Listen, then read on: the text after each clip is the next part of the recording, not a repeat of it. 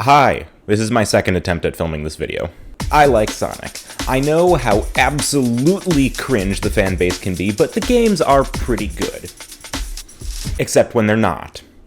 But the Genesis games are pretty good, starting with the first one, which I have never beaten. It's not that I don't like it. I do. It's just that the first Sonic game is a really good starting point to the series that got refined later. Also, it's hard to play later Sonic games and then go back to a simpler time, a time when the spin dash didn't exist. But Sonic 2, 3, and Knuckles are great, and I have beaten all of them. Even though nowadays I generally prefer Mario, I really think I prefer 16-bit Sonic to 16-bit Mario. I also think that Sonic is just more iconic of the 16-bit era than Mario was. Of course, it doesn't hurt that while Mario only had one true mainline game during this time, Sonic had 4 or 5, depending on whether or not Sonic CD counts. 6 if you count 3D Blast. I don't. But despite how really successful Sonic was back then, it took a while for him to fully make the jump into 3D when 3D consoles came around. There was this 3D sort of showcase thing on Sonic Jam on the Sega Saturn, but no fully 3D game until Sonic Adventure on the Dreamcast. As I said previously, this one doesn't count, but Sonic Adventure is what this video is all about. Now, I don't have a Dreamcast because why would I? I also don't have the GameCube, PS3, or 360 versions of this game, so full disclosure, we're playing the PC version today. Now, I know what you're thinking. The PC version is the worst one, which it is, but here's the thing. If you want to play through the history of Sonic, like I did, this is the only version that's still on sale, so for most people, this is it. This is the only version that they can play.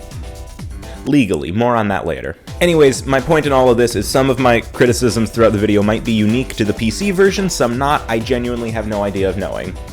For the most part, more on that later again. Alright, so the game starts with Station Square. Wait, no! We're playing the PC version, so the game starts with a configurator. I've only seen this kind of thing in some Sega games. You know how in most games you can pause it and change some options that you might not like sound, controls, graphics? Not in Sonic Adventure, or Crazy Taxi, or Sonic Generations. There are probably more, those are the 3 I played. In these, you have to commit to all those settings before actually knowing if you're gonna like them or not. Now, I get that's because this game wasn't originally on PC and they didn't need this menu on the console versions, but I played a lot of other games that weren't originally on PC, and they've got this figured out in a lot better way. So this is a problem that's probably unique to me, but I have 4 monitors, and I don't know which one is which according to NVIDIA. So I cycled through this option here until I thought I found the right one. Turns out I didn't, so I have to close out of the game, go back into the configurator. I finally found the right one, but then it does not default to the maximum resolution of my monitor, so I had to click on this button so many times to get what I thought was the right resolution. It wasn't. Back out of the game, into the configurator. Another resolution. It's wrong again. Back out, into the configurator. It took me 4 tries to just get the right resolution on the right monitor for this game. Once I finally got that right, I told it I was using an Xbox controller, and now we can jump into the game. Alright, so now you open the game up, create a new save file, and then you get to select which character you're playing. Sonic is the only one unlocked right now, so we'll pick him, and then we can jump into the game. The game starts with Station Square and Adventure Field, whatever that means. And it starts out with a cutscene of Sonic running through the town. What else did you expect? But right here, right at the start, we get a good idea of how bad the character animation and voice acting are going to be. Oh no! Our weapons are useless! Retreat! All personnel, fall back! Alright, so most of the voice acting is fine. It's not great. It just sounds like Sonic is trying way too hard to be cool. Tails sounds like a middle schooler in a drama club, and there's this red glowing orb thing that gives you hints that sounds like it just learned how to talk yesterday. But the guy who played Dr. Robotnik is great. That guy really committed to the part. It sounds like he's having fun with it. I like that. But it pales in comparison to the power of chaos. So the voice acting is kind of inconsistent. What isn't inconsistent is the character animation, which is consistently awful. First off, None of the mouth movements seem to match with the voice acting at all, and at first I thought that was just because this is a Sega game, it's from Japan.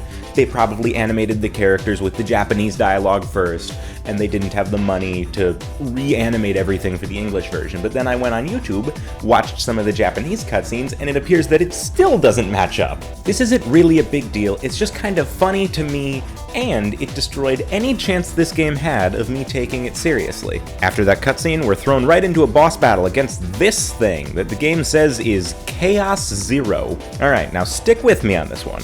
In every Sonic game, you can only damage enemies in your ball form, which you mostly get into by jumping.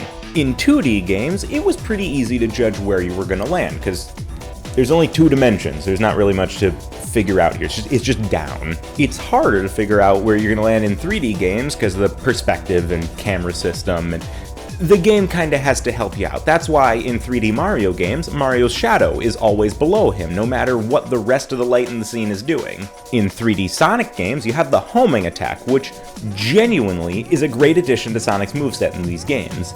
You jump, and then the game will pick out a target for you, and you just press the jump button again to rocket straight at whatever target it picked out.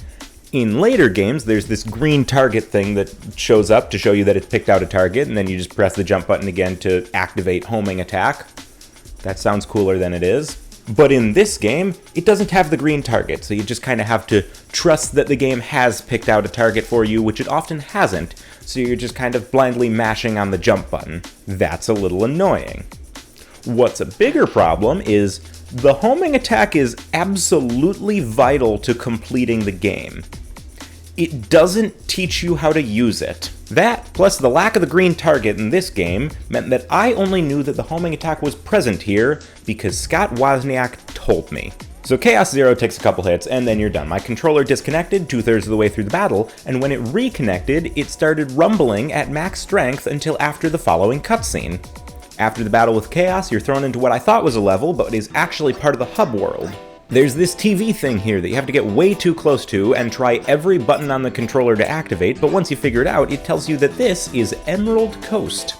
And after I go down this little path thing here, we're thrust into Emerald Coast, an action stage, which is basically just an actual level. Classic Sonic rules apply here, just try to get to the end of the stage as fast as you can. Rings are your health bar. Get hit and you lose all your rings, get hit when you have no rings and you die. Normal Sonic stuff. You can use the spin dash in this game by holding down the action button, X in my case, and it'll build up speed for a second, and then when you let go, Sonic rockets forward. But again, the game never teaches you how to do this. I only thought to try this because I played later 3D Sonic games. Real quick kind of side note thing here, can we all agree that this is the best way to do the spin dash? In older 2D Sonic games, you would have to press down on the D-pad when you were perfectly still to hunch down, press the jump button a bunch of times, and then let go of the D-pad, and then you'd rocket forward. Just holding down a button and then letting go of the button is such a better way to do it. All it does is help the levels be faster paced, which is the point of Sonic. So it's decided, this is the best way to do the spin dash. They figured it out back in 1998. You, Sonic Forces. But the controls throughout this level feel a little bit too twitchy. It never feels like I'm able to get any fine control. Especially when Sonic is running on walls and stuff. I never feel like I have much control over him at all. Like, why is he on the ceiling here? And what the hell happened here? At least I found this extra life. And now we're introduced to one of the biggest problems this game has. Camera control. I've heard a lot of people saying that Super Mario Sunshine has a bad camera system, and they're right, but in my opinion, this one is so much worse. It's either at the wrong angle or behind a wall or just straight up clipping through the map. I have seen more of the skyboxes of this game than the developers ever intended me to. So when the camera is in the wrong spot, you're going to want to adjust it, right? So how do you adjust it? You've played video games before, so your initial thought is, oh, right stick. Here's the thing though, this game initially came out on the Dreamcast, and the Dreamcast controller didn't have a right stick. It made up for it with the VMU. Well, the Dreamcast controller did have a D-pad. The D-pad is never used in this game. Instead, you use the triggers on the back of the controller to orbit the camera left and right. No option to move the camera up and down at all, even though I wanted to. Kind of a lot. And so the camera is pretty often at the wrong angle when you're jumping, which makes the platforming a nightmare. And platforming is most of this game. And I get that the Dreamcast didn't have a right stick. That's fine. But this is Sonic Adventure DX, which is the port originally developed for the GameCube. I need props for this part. The GameCube controller had a right stick. The Xbox controller that I played this game with has a right stick. So why can't I use the right stick to control the camera in this version of the game? The places where the camera has specific planned out movements, like this part where the orca is destroying this path, those work out pretty well, but when the camera is free and you can do whatever you want, be prepared to fight with it. On top of the camera, there's just some other random jank thrown in all over the level, like, how the hell did I die here? Before you come after me, I know that this is a known bug that everybody points out, but I promise you I got here completely naturally. Other than all of that, this level is pretty fun. There are these red bumper things that you can run into and they'll shoot you to the next part of the level or give you a jump boost up to the next platform. These are pretty fun. They made it into later Sonic games. There are also these numbered panels where you stand on number 1, you press jump, it sends you to number 2, but then you have to press jump again to get to 3, then you have to press jump again to get to 4, and so on. But don't wait too long to press jump again or else you're gonna fall and die, and these just feel like a unnecessarily complicated version of the red bumpers, and they're kind of annoying. As far as I know, these did not make it into later Sonic games. Good. At the end of the level, you find Tails sitting out on this big sandbar. Not that you were able to see him until you got way too close, because the draw distance in this game is so low. Alright, so you find Tails, and then into another cutscene where you're talking to Tails, and apparently you had to go save him because his plane crashed out there. I don't know about you guys, but this is the first I'm hearing about a plane crash. I did not know, that's why we just played through an entire Sonic level. I just did it cuz. It's all okay though, because we're treated to more Sonic Adventure facial animation. What the hell is up with his ears? And now some well-done exposition, story stuff. Apparently, Tails has a Chaos Emerald. The Chaos Emeralds were in the 2D Sonic games. You would complete bonus stages to collect them, and when you had all 7, you could turn into Super Sonic. Chaos Emeralds here are more of just a plot device than an actual mechanic, but they're still fun. Anyways, Tails says to come to his workshop in the Mystic Ruins and then walks away. After that, we're thrown back into Station Square, which serves as our hub world for most of the game. This is where the lack of fine camera control really gets annoying. In actual levels, you're meant to be going fast most of the time, and most of the time, the lack of fine camera control was taken into consideration. Most of the time. But in the adventure fields, as the game calls them, I always feel like I am fighting with the game to do anything. The combination of the terrible camera and twitchy controls just make it hard to make Sonic go anywhere I want him to go, and the adventure fields just kind of feel like filler in between actual levels anyway. Off topic real quick, regular humans in games that star cartoony looking characters have always looked weird, but these just look awful. I mean, they're mostly just here as props anyway to make the world feel not completely dead, but I just think they're funny. If you run into this little glowing red thing, it'll give you hints as to where to go next, and as I previously mentioned, this thing has some of the worst voice acting I have ever heard. Take the train to the Mystic Ruins. Go to the Mystic Ruins. You might find something. Hang on to the icicle and jump. You should be able to jump backwards, but don't hold on too long. You'll slip right off. Also, why is it just some glowing red orb? Did they run out of Sonic characters that they could have used here? Why not just grab one of those terrible looking low poly humans and stick them behind an information desk? That would have fit the world a little more. So we board a train, head to the Mystic Ruins, and on the way up to Tails' workshop, we run into Dr. Robotnik, who's after all 7 Chaos Emeralds. Shocker. So we have to fight him while he's piloting the Egg Hornet. Now we get to really try out the boss battles in this game. Yeah, we had that battle against Chaos Zero at the beginning, but that was the prologue.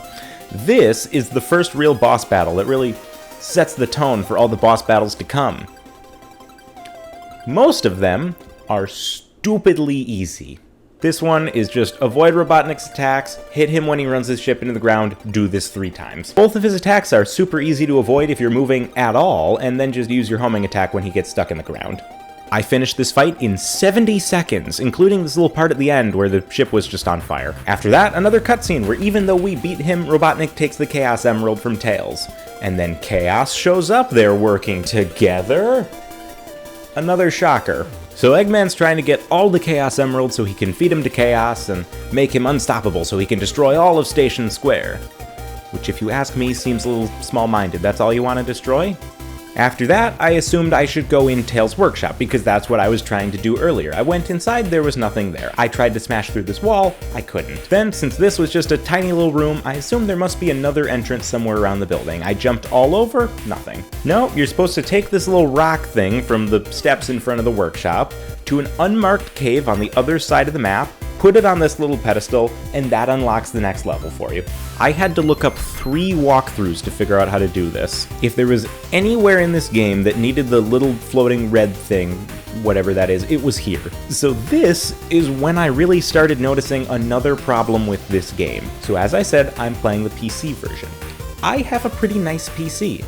It's a point of pride for me. For those interested, here are the specs in case you're a nerd like me. So I have played all of these games on this computer, and they've all run great. I could probably run Cyberpunk on here at a perfectly playable frame rate. So why then does the PC version of Sonic Adventure DX, an 11-year-old port of a nearly quarter-century-old game, run like total ass? How is it that I can play Ori and the Will of the Wisps? Yes, it's 2D, but it's still a relatively new and somewhat graphically intensive game. I can play this at 200 FPS. But this Dreamcast port struggles to maintain a solid 50. Anyways, Windy Valley. Tails is with us in this level. That's pretty fun. The main gimmick of this level is floating around on air, which is where the imprecise controls really start to shine. Or the opposite of shine. Dark? I don't know. I got to the edge of this cliff and saw some wind flowing around, so I assumed, I would just jump off this cliff and that would carry me up to the next platform. Nope, I fell. So then I jumped off the platform and tried just pushing forward on the stick the whole time to keep speed going through. I still fell. So then I jumped off the platform and kind of followed the curvature of the wind all the way up, and even that, it took me a couple tries. There's at least a checkpoint right before this, but none after it, so if you fail this next jump, which I did, you have to go back and do the stupid wind thing again. And as always, it's hard to judge distances in this game, so it's hard to figure out when you're at the right height. So then you and Tails run into this big tornado, which the camera keeps looking at for just a bit too long before it slam cuts to inside the tornado. This game does a lot of just slam cutting between scenes and levels, and it feels just a bit jarring and unpolished. The game has already proven to us that it can do a fade to black, so why couldn't they do that here? Alright, there's not much left of this level. After you get out of the tornado, you run through these twisty paths in the sky. This part felt like it went on for a bit too long. The first part of the level felt like it could be someplace in a real world. This part just felt like video game level. So I don't really feel immersed in it. I'm not very grounded. Sure, they've got all these windmills and set pieces around to kind of set the scene, but it doesn't really do enough. It just felt kind of boring. Wow, I really wish I could see Sonic's little victory animation at the end of the level here. I'm staring at a green screen. After the level, we're back in the Mystic Ruins, and this disembodied voice says the train to Station Square is leaving soon, so I guess that's where we're heading next. Back in Station Square, I don't know what to go, so I ask the red glowy thing, and it tells me to go jump down the sewers, which took me a moment to find. This jump looks too high at first, so I try going the other way, but that's blocked. So I go back, and I can just barely make the jump. But then, once you do make the jump, you're given light speed shoes. And an actual tutorial on how to use them, thank God. You can build up power with the action button, and then you can use that to zip along a trail of rings. This is actually really fun to use. You get out of the sewers, and it's nighttime now. I had to ask the little glowy thing where to go again. I'm getting bored of calling it the little glowy thing. Let's call it Kyle. So Kyle says the casino is open, so you go there and the little TV tells you it's open, but the only way in is closed. So it's not open? I guess. You use your new Lightspeed shoes to hit this button over the door that opens the entrance, and then you can go in. Casino Night Zone was my favorite zone in Sonic 2, so this should be pretty fun. It isn't really. This level has us collect 400 rings so we can get to this Chaos Emerald. This TV tells me to put the rings in the vault. But how do you get rings? There aren't any lying around like in all of the other levels. You can get a couple of rings by attacking these slot machines or finding them lying around in the showers that exist for some reason. Don't forget to complain about the camera on your way out of the showers. If we just keep doing this, it's going to take forever. Probably literally. I don't think you can get 400 rings just by doing this. To get 400 rings, so we go through one of these doors to go play pinball. Now, I actually really like video game pinball. I grew up playing Monsters Incorporated pinball on my off-white Dell Dimension desktop with a honkin' huge monitor, but the physics in this are just wonky enough that it's never quite fun. The ball never goes where I expect it to when I hit it with the bumpers, and so it's pretty much just pure luck that it ends up anywhere I actually want it to. But I suppose it being pure luck makes this more like a normal casino than it would have been. Sometimes the ball just jumps around the paddles and you lose the ball. If you shoot the ball up there, these slots start spinning. You have to press A to get each of the slots to stop spinning, which I didn't realize at first because that's not how I expected a slot machine to work. The other slot machine you can play on is based on Nights into Dreams from the Sega Saturn. That's kinda cool.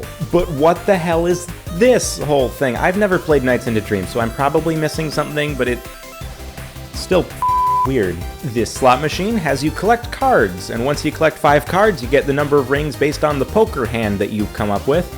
But again, it's completely random where the ball goes, so almost no strategy here. At least that's how I played it. Once you get out of a pinball machine, you can head into the vault, where these claws will shake all of the rings out of you, quite violently, I might add. Those are coins, not rings. Where did my rings go? Once you get 400 rings into the vault, you can climb over them, get to the Chaos Emerald, which Robotnik promptly takes away from you. Overall, this level is fine. It just goes on for too long and gets kind of boring. So we're given an ice key which we need to take to the Mystic Ruins. As soon as we get to the Mystic Ruins, there's this little cutscene of this cave opening up. Quite dramatically. At least this time, I know where I'm going. Now, Icecap. I don't like this level. The first part of this level is kind of boring. It's got too much slow platforming, and there's not many enemies around, and there's no bottomless pits to fall off of, so there's not much real danger. Plus, we're inside caves for the most of it, which the camera doesn't know how to deal with. At least Kyle's here to give me some advice I didn't need. After that section, we jump on a snowboard and there's an avalanche coming down us, so we need to get down the mountain safely. Now, in most games that have a section like this where the camera is looking behind you and you're running away from something, the camera is further away from you so you can still kind of see what's ahead, but not here. Now, I can't figure out if I'm supposed to hit these big ice things or not. They look like I shouldn't hit them, but it also doesn't seem like they slow me down, so I just hit as many as I could because it was fun. There's this one part where some planes show up and start dropping bombs, and I thought, cool, that's gonna be what the rest of the level is like. We got to avoid these obstacles. No, they only show up at this one little tiny part. There are really no actual obstacles for the most part in this part of the level. The only real problem is when you run into the terrain and get stuck on it and the camera freaks out, get to the bottom of the mountain, get the Chaos Emerald done. So I don't know what to do again. There's another announcement that the train is leaving for Station Square, so I say, cool, I'm heading back to Station Square again. So I go back there, I ask Kyle where to go. Kyle says I should check out the Mystic Ruins. So I head back to the Mystic Ruins, head to Tails' workshop to see if anything's changed. Nothing has. I run around for a bit until I find the one part of the map that triggers the cutscene. This is not the first time I played this game, and I still have no idea where I'm going. So then Knuckles starts attacking us, and we get into a mini boss fight. Remember how I said boss battles in this game are easy? This one took me 9 seconds. This is the entire fight. I'm not even that good at video games. Another cutscene. Most of the time in this cutscene, people's mouths stop moving before they start saying their line. Hold it right there, creep! Robotnik steals another 2 Chaos Emeralds from us and feeds them to Chaos, and now we have an actual boss fight against Chaos 4. I assume the 4 is because now he's eaten 4 Chaos Emeralds. I got into this stage, looked around, and thought, cool, an actual boss fight with some platforming. Jump on the lily pad so you don't fall in the water where Chaos can get to you easily. Nope, you don't even sink in the water if you get there, it just kind of slows you down. The bulk of this battle was just me waiting around for Chaos to stick his head above water so I could hit him, and the window of time where he is sticking his head above water is huge, so it's almost impossible to not hit him. After that, you get a cool shot of Eggman's big ship, the Egg Carrier. Tails tells you to head up to his workshop so you can grab his plane so you can go attack it. So I head up to Tails' workshop. Now, all of the cutscenes in this game are really slow, but this one is on another level. We get on his plane and head into Sky Chase Act 1, a sub-game. These are absolutely the worst levels of the game. There are 2 of them, and they're on-rails shooting sections. Now, I like on-rails shooters a lot of the time. These just suck. The controls are so twitchy. Press the stick to one side for even a fraction of a second and you're already on the opposite side of the screen. It's impossible to get any accuracy out of this unless you push the stick just the littlest, tiniest amount that you can, and even then it's rough. You'd think this crosshair thing is where you're aiming, right? Well, some of the time it is. The game lets you put the crosshair all the way over to the side of the screen, even though you can't actually shoot there. If I can't possibly shoot there, don't let me put my crosshair there. I didn't even get hit once, even though I wasn't really trying because I knew I hated the controls. This isn't a hard level, it's just a bad level. So then you get shot down and you're back in Station Square, but you've lost Tails. So I don't know where to go. Again, ask Kyle, go to the casino, sure. There's this cutscene with Amy Rose in it trying to give me a bird. She vanishes as soon as the cutscene is done, even though she said she would tag along. Now Kyle is just unhelpful, but going to Twinkle Park triggers a cutscene, so I guess that's where we're going. A robot comes up, we go into Twinkle Park. To finish the level here, we have to destroy this capsule and rescue the animals. Cool, that's a classic Sonic thing. I like that. Kyle tells me I can grab one of these bumper cars, but they all gang up on me and I die immediately. Second try, I actually managed to grab one. Now this is a vehicle level. 2 complaints. First, because I'm going faster in this level in this cart than I normally am, and the short draw distance, I don't see enemies before I run into them a lot of the time. Second, this is the one level in the whole game I wanted the turning to be quicker. I never felt like I could actually get the car in the direction that I wanted it to go. It was always just too slow. After the vehicle section, I get to run around this amusement park. There's a castle, rides. This one's pretty fun, actually. All of my complaints about previous levels still apply, but I think that this one is just about right in terms of difficulty in enemy placement and platforming. I kept falling off this platform here, but that's my fault at this point, not the game's. I think this one is my favorite level so far. So why is this sound here the entire time?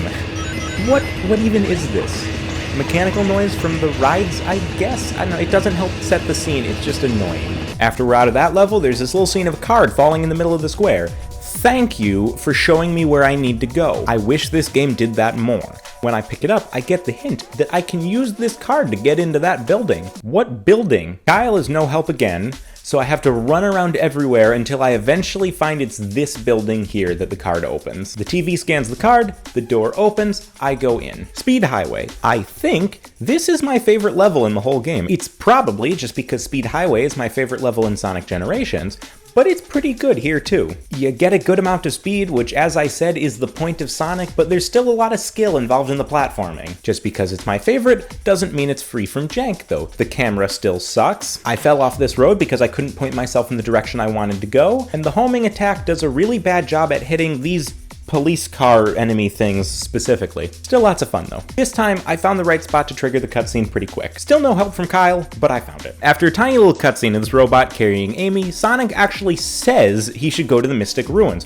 Why could he have not done this more? Why is he threatening this robot? It's a robot. PETA's not gonna come after you if you hurt it, just smash it. Head through this path again. I see this glowing thing at the last moment before I turn left to head onto this bridge, and now I have a light speed attack. I assume I have to cross the bridge next because it's the big obvious thing to do, so I do, and there's nothing over there. No, I have to go down this little path off to the side that I didn't notice because all the textures kind of blended together, and lightspeed attack this monkey in a cage for some reason to open up the door to the next level. The next level is Red Mountain, where we're chasing the egg carrier. Let's go through this one pretty quick. The first part of the level, you climb up the volcano. It's pretty good. The second part of the level is inside the volcano, and the lava here is constantly rising and giving you new platforms to use as the level goes along. It's also good. Objectively, this level is probably better than Speed Highway. I still like Speed Highway more. Once you get out, Tails picks you up in his plane again, and you do Sky Chase Act 2, which in my mind is exactly the same as Sky Chase Act 1. They are both the worst level of this game. But this time, Tails transforms his plane halfway through, which changes nothing about the gameplay.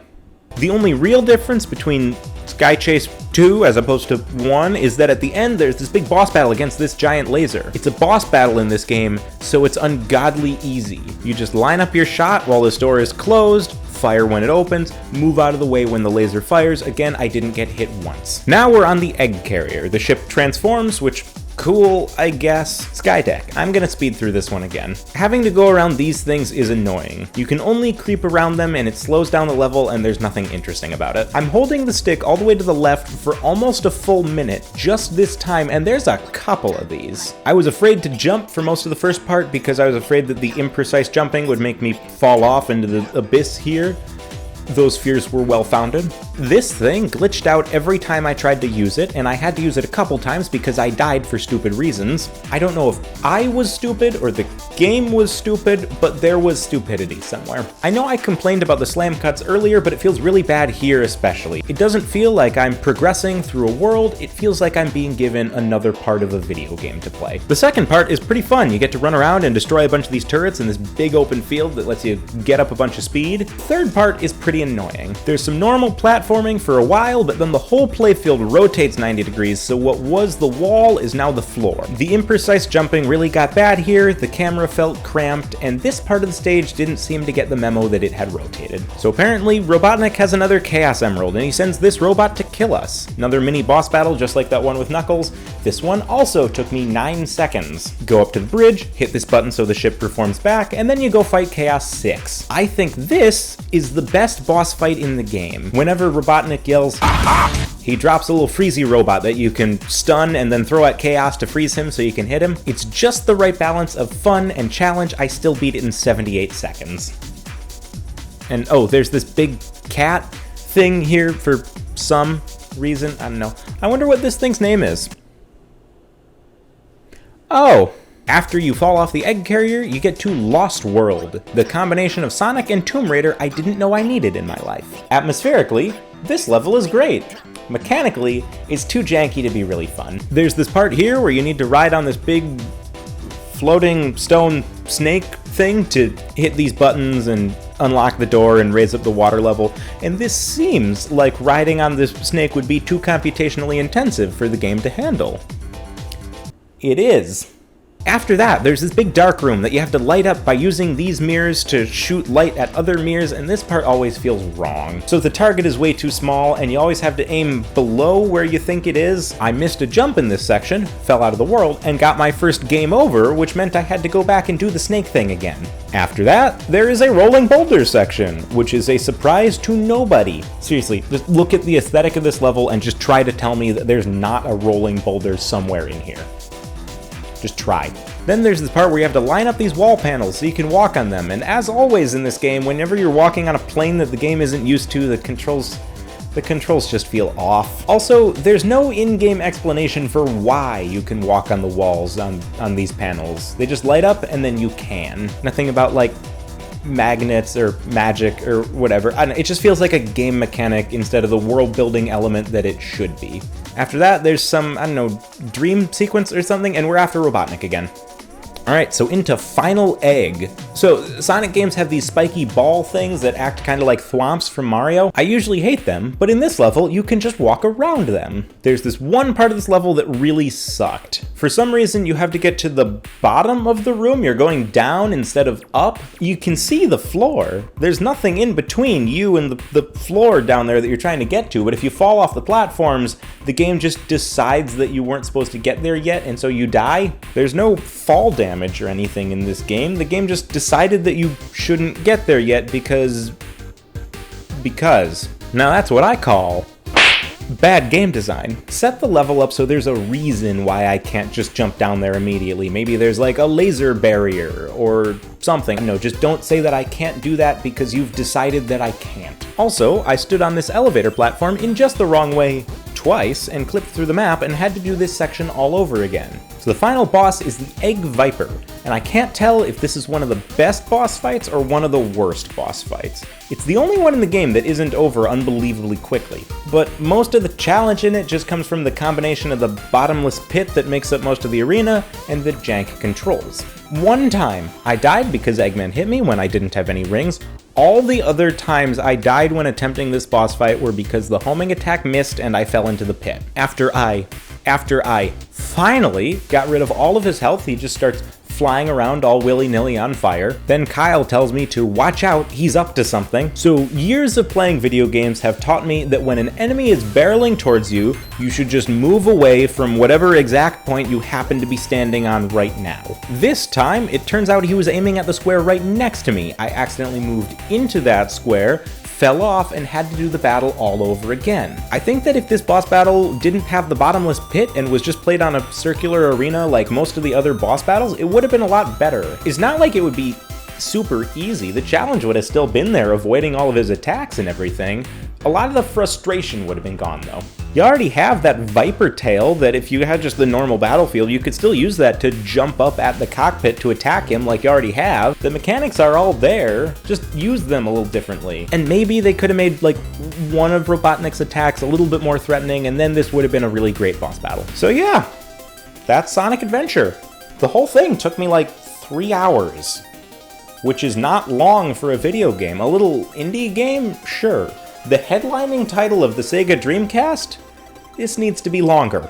But you see, Sonic games have always had just a few big fast levels instead of a bunch of levels like Mario games. Super Mario World on the Super Nintendo had 72 levels. Sonic 1, 2, 3, and Knuckles combined had 65. Super Mario Sunshine on the GameCube, which was the competitor to the Dreamcast, had 9 worlds, each with a bunch of different levels and different objectives that you needed to complete each level. Because Sonic games have always really just consisted of get to the end of the stage as fast as you can, there's not really much you can do differently in each stage to expand on them. And trying to design 60 plus unique stages for this game would have taken up way too much development time. So to bulk up playtime in Sonic Adventure, the game has you replay with a bunch of different characters. Those were the characters that we saw right at the beginning when we started our new save file. Each one follows the same general story, but you get to see different parts of it here and there. Alright, I'm just going to run through all of the other characters pretty quick, because that's how I played them when I was playing the game. Tails. You replay 5 of the stages from Sonic's story, but not the entire stage, just the kind of part where you go fast and not the technical platforming part of it. 4 of the 5 are a race against Sonic, and the 5th one is a race against Robotnik. These are really fun. I actually think that Skydeck and Speed Highway were more fun as Tails than they were as Sonic. You can use his tails to fly around freely, and you actually get a really good amount of airtime out of them. So finding shortcuts was actually really fun, and the game rewards you for it with these big speed rings, letting you speed up and get in front of your opponent. The final battle as Tails is a fight against the Egg Walker. Hit these discs on the ankles as they flash, and then hit Eggman himself when he falls down. I really wish, actually, that the final battle in Sonic's story was fought on a stage more like this. There's almost the right amount of challenge, but not quite enough. Overall, Tails' story took me about 45 minutes. Knuckles. You have to look for pieces of the Master Emerald in these stages. He has this little emerald radar thing in the bottom of the screen here, but you mostly just run aimlessly through the stage until it turns red, and then you just start hitting everything in sight until you get an emerald piece. Knuckles can glide and freely climb up walls, which makes running through these levels to find emerald pieces a lot more fun than if he couldn't do any of that. The final boss battle as Knuckles is Chaos 6, that one that you had to freeze as Sonic, and the boss battle is exactly the same here for the most part.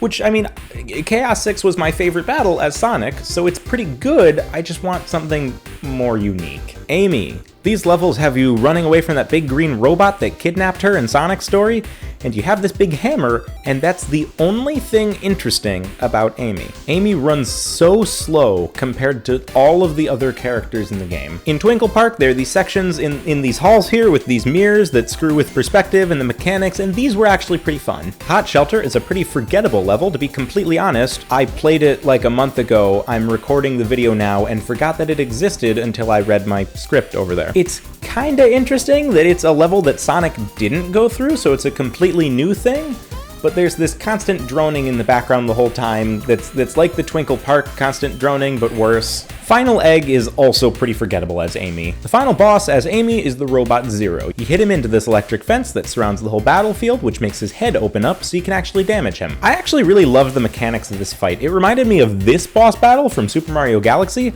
I just wish that it went on for longer because I finished this in 42 seconds. Big the Cat. Big the Cat's story is the only one that I didn't finish. I barely even started it. It's a fishing minigame, and it's so slow and boring. It's basically the exact opposite of a Sonic game. A couple minutes into the first level as Big, I quit and moved on to the next story, and I still do not regret that decision. E102 Gamma. This is the last one. You play as Robotnik's robot E102 Gamma, and these stages are full-on free-shooting destruction runs. You can hold down the action button to lock onto a bunch of targets, and you let go to send lasers flying out at all of them. These are the only levels where the timer counts down rather than up, and you can destroy enemies to get more time on the clock. I finished most of the levels with most of the time left on the clock, but I finished out the last one with 0.46 seconds left, and I felt so accomplished. These ones were actually a lot of fun. Not the best, but still fun. Each stage ends with a boss battle, and these got kind of repetitive, but it makes up for that with the final boss battle against E101 Mark II. This one is a bit longer of a fight, and 101 has a bunch of attacks that are challenging but not impossible to dodge. There is skill and strategy involved with this one, and it might have beaten Chaos 6 as my favorite boss battle of the game. Alright, so which of the adventures was the best? I guess I'll rank them. Big the Cat is obviously on the bottom. His adventure was so boring, I quit before I even really started. Amy comes next. I didn't hate her levels most of the time, but she was just too slow to be really fun, and her gimmick wasn't enough to put her above any of the rest. E102 and Knuckles were both about the same for me. Both had unique mechanics that made their levels pretty fun. I'll give the edge to Knuckles because I like him as a character more, and I feel like the devs gave his story a little bit more care and attention. Tails is second place. I liked his story, and honestly, I enjoyed playing as Tails in Skydeck more than I did as Sonic. And obviously that leaves Sonic as the best. Some of the other characters had some fun gimmicks, and I enjoyed playing as them, but it's really obvious that Sonic is the one the developers put the most time and care into. His adventure feels the most like a game rather than an extra thing added into a game. The levels were clearly designed for Sonic from the start, and his playstyle really fits them the best. So now that is Sonic Adventure. Now I know that I've been basically non-stop complaining about this game for I don't know, however long now. I haven't edited the video yet, and I could keep complaining about it, but you see, here's the thing. I like this game, and it's a good game. Yeah, it's got a ton of flaws, and they're frustrating, but at the end of the day, it's still fun. To me, it's a whole lot like Sonic 1 on Genesis. It's a great starting point that needs to be refined, but still good. Despite getting pissed at this game for its questionable game design choices a lot of the time and it stumbling over its own code, I genuinely had fun. Some levels were more fun than others, but still. As much as I've been complaining, I would recommend this game. If you like platformers, and Sonic specifically, give it a try. It's usually pretty cheap on Steam. I just feel like my biggest problem with this game comes with the PC port itself and the fact that it came out so much later than all the others. That should have been an opportunity for them to recognize some of the flaws that were present in Adventure DX beforehand and fix those flaws rather than add more. They could have fixed the camera control system. They could have fixed some of the weird bugs with you clipping through the map. They could have made the game not run like total ass, but instead they just half-assed the port to PC. You want proof that they half-assed this? You know how I said earlier that this game struggles to maintain a solid 50 frames per second and it will very commonly drop below that and stutter a lot? Do you know what doesn't struggle to maintain a rock-solid 60 FPS? This exact same game, but the GameCube version, running in Dolphin on my MacBook Air. This is a computer that is not at all built for performance, and I would show it to you, but it's recording the video, so here's a picture of it. It doesn't even have a fan in it, and it can run an emulated version of this game much better than my big fancy desktop can run a native version. PC port came out in 2011, so I really don't think Sega is going to be patching up any of these bugs anytime soon, which is disappointing because, as I mentioned earlier, this is the only way that you can still legitimately buy this game. But again, I still enjoyed this game and I appreciate the impact that it had on later Sonic games. I mentioned Sonic Generations in this video. It's one of my favorite platformers. Playing it now, the 2D sections feel like a modern evolution of classic Sonic, and the 3D sections feel like Sonic Adventure, but refined and enhanced. The biggest praise I have for this game is I have never thought about the camera in it. It just works. I'm excited to see how they, hopefully, improve this formula in Sonic Adventure 2. I own it. I haven't played it yet because I've been spending the last couple weeks playing Sonic Adventure 1 over and over again so that I can make a video about it. If you've played any other version of this game on the Dreamcast, GameCube, whatever, I want to hear what problems that I experienced in here were purely because of the PC version and what problems are a little bit more universal. I'm genuinely curious to know. Now, this obviously isn't my favorite Sonic game. There will always be debate among Sonic fans of which games are good and which games are doo-doo. But at the end of the day, I really think that we can all agree the best Sonic game ever made is Go Sonic Go on iOS.